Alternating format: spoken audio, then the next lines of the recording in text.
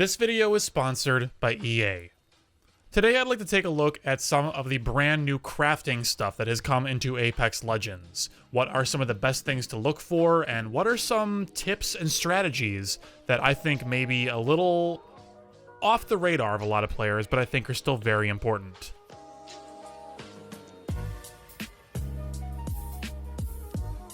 So for those that aren't already in the know, this brand new mechanic is not an out-of-match crafting system like for skins or anything like that. This is a mid-match, mid-firefight sort of system where you can craft a gun, craft an attachment, some ammo, an armor upgrade, or a few other things as well, all on a daily and weekly rotation, with some few things being permanent, but mostly daily and weekly rotation sorts of things. It's actually very, very interesting. So, what you need to interact with this crafting system are what's called quote-unquote materials. These materials are found in certain marked containers that are usually very, very close to the actual crafting stations, or often called replicators.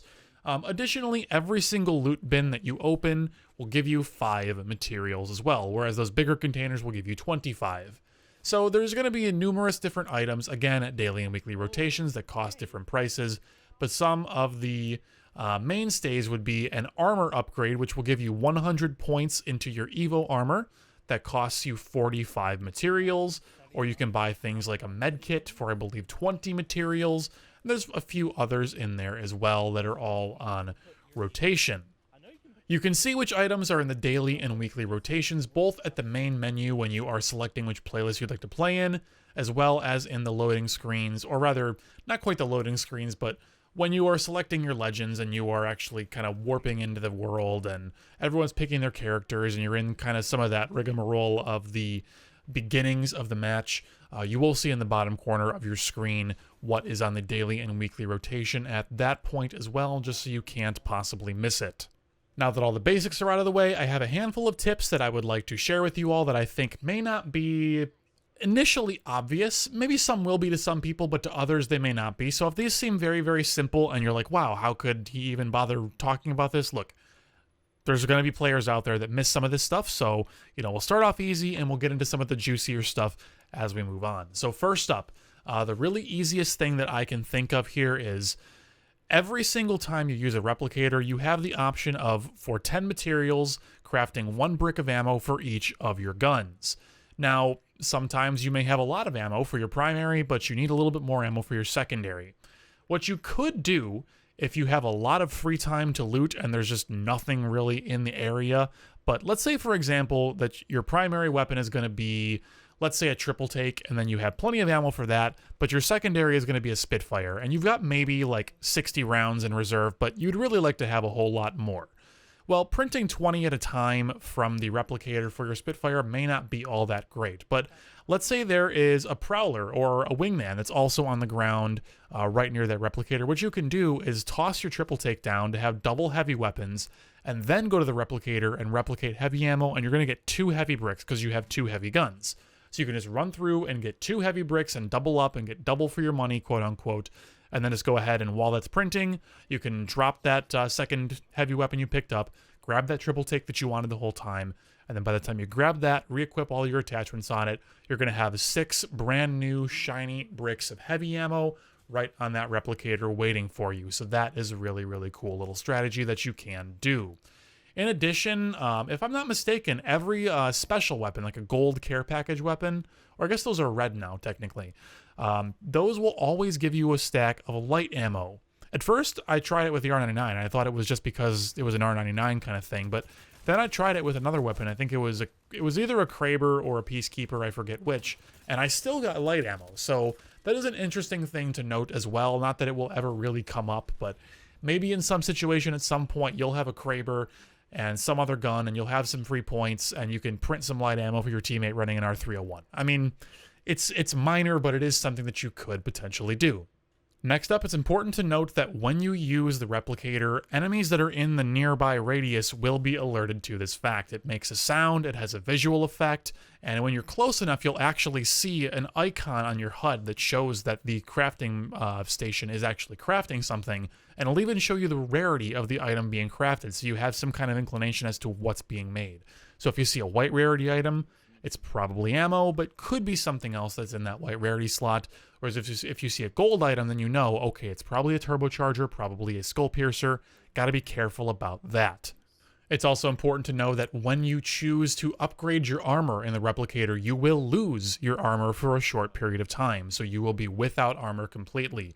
If you have something like a Revenant Totem to ultimate and give yourself a little bit of safety while you use this mechanic, or if you have something like a Gibraltar Dome, pretty much any kind of defensive ability like that that can block enemy bullets or give you a second life, or just give you some kind of safety while you're doing this, can absolutely be a godsend. So if you see your teammate running around and running up to that replicator, you may want to throw your Gibraltar Dome on them if you're Gibraltar, just to give them that little bit of extra support, because with how footsteps work in Apex, you know that someone could be lurking very, very close to you and you never see them and never hear them coming, and then you're very, very sad as you give them a free upgraded armor. So be careful about that as well. However, there is some risk reward here that can work out in your favor.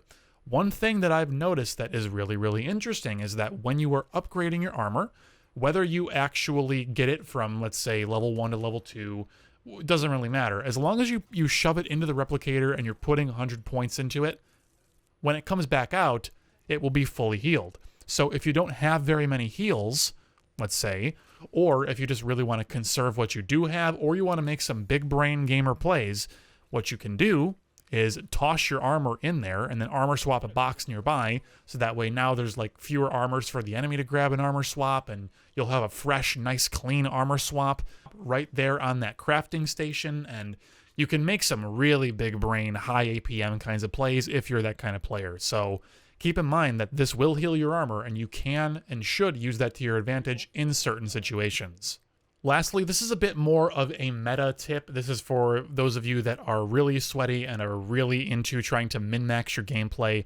You now have something to look at and focus on every single day, because when you look and see what weapons and attachments are in the daily and weekly rotations, typically daily actually, what you can notice is that while you know that a certain gun is out of the rotation because it is in the replicator, what you can note is that, okay, if a certain gun is in there, that means that a magazine associated with it is also in there. So if it's Devotion Day, we know that, okay, Devotion and Turbocharger's in there. We're probably going to see a lot of Devotion Turbochargers out there, but we also need to know that we're going to probably see a lot of Havocs with Turbocharger as well, because just shoving the Turbocharger in is going to be super easy. And if there's energy mags in there as well, then you got to watch out for not only supercharged Devotions, but a lot of supercharged Havocs as well as Volts, with pretty much guaranteed purple mags all across the map. And you just have to watch out for that. You have to be careful.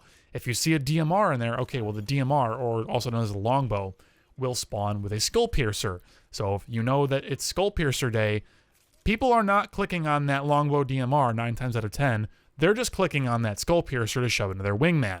So again, be very, very aware of these things, that just because you see the weapon kit and you're like, oh, I don't care about the R301, whatever. Just be aware that purple light mags will be in the rotation. Now granted, because the R99 is in the care package, you only would really care about a purple light mag to go into the R301 really anyways, because if you're bringing an alternator into endgame or you're bringing RE45 into endgame, either you're probably memeing or you're probably memeing. So I don't think that, you know, the purple light mags is maybe the best example, but you understand my point, right? Just look and see what weapon, but not just the weapon, also the attachments, and think about not how that one thing in the replicator goes together, but how that affects the rest of the metagame around it, because that will change how you play, how you prioritize your weapons and your ammo and your loot in general, and I think it's really important.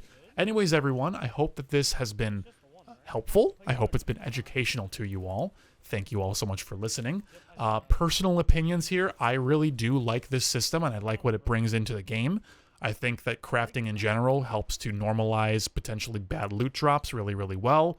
And those of us who like to just drop hot and have really aggressive fights early on in the game, this just serves to not really do a whole lot for us in that early game, because we're going to be getting our loot from killing other players in general. But if you drop hot on a place that also has replicators, not only are you going to get a bunch of frags and get a bunch of loot that is going to be really good because everyone else brought their loot to you, now you can open a lot of pills, you can each of your teammates can all grab all 3 of the material bins. So you'll have, let's say, 80 to 90 materials each. And if you've each got 90 materials, that means 200 Evo armor points into each of your Evo armors. You're coming out of there with a team full of purples, potentially even a red, depending on how much damage you do. So that can be really, really powerful at helping hot dropping teams snowball, which is maybe not amazing for the game, but it can help your defensive or more average, maybe not hot dropping crazy kinds of players, at least have a little bit more of a fighting chance. Because if they can just loot a few things and have a turbocharged devotion right from the get-go, things are looking not so bad for them. So anyways, everyone, again, thanks for being here. I'll see you again very soon. Take care.